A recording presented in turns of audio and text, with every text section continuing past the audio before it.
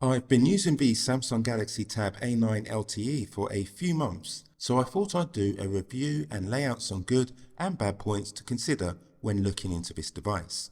Let's start with the presentation. It comes in a nice box in which you get a USB-C cable for charging, no plug however, and there's also a SIM pin. The tablet itself comes in a protective sleeve which, as you can see, I've been using, and I use it to keep the screen scratch-free, especially when I put it in my bag. The A9 Tab has an 8.7-inch LCD screen, and I'll come on to that in more detail shortly.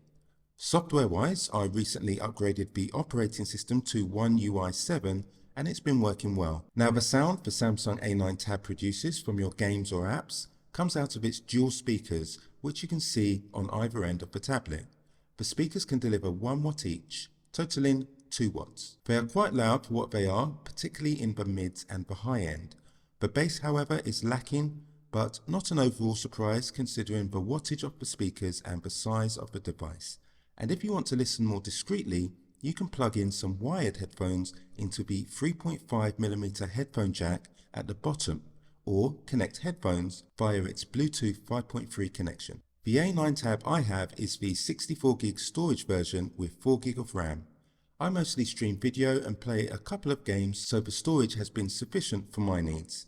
There is a 128GB version available with 8GB RAM, and if you just want to expand what you currently have, it's possible to expand it 1TB via the microSD card slot at the side, which I think is more than plentiful for all needs. With this being the 4G version of the Samsung Galaxy A9 Tab, the same slot also has space for a SIM card to allow you to get internet access on the go and make and receive phone calls from wherever you are. When it comes to handling, the 366g Samsung A9 Tab has a decent size to weight ratio and isn't too heavy to hold.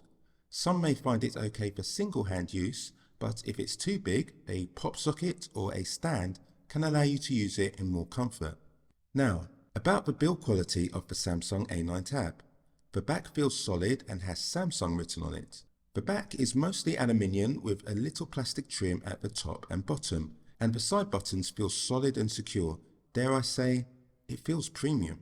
Looking at the front of the tablet, the top and bottom bezel have a little bit of a chin and forehead, but nothing too out of character, and the side bezels are slim. A good balance. With all this going for it, there must be some downsides, I hear you think. Well, there are. They had to save costs somewhere, and alas, it's with the cameras. The main camera at the rear is a paltry 8 megapixels, and the selfie camera is 2 megapixels, and the quality of the photos are reflected. Don't get me wrong, they aren't terrible, but they aren't great either. But if you want to just take the occasional photograph with the right lighting, this can do it. Video records at 1080p at 30 frames per second, which is again okay for general recording and capturing moments.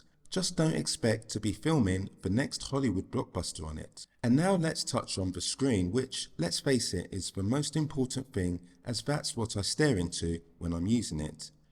To summarize, I'd say the brightness is good, but overall, I'd say okay to decent is fair. Another small minus with the A9 Tab is there's no Samsung DeX, so you can't connect it to a monitor and use it like a PC. It is available with the A9 Plus, but not the regular Tab A9.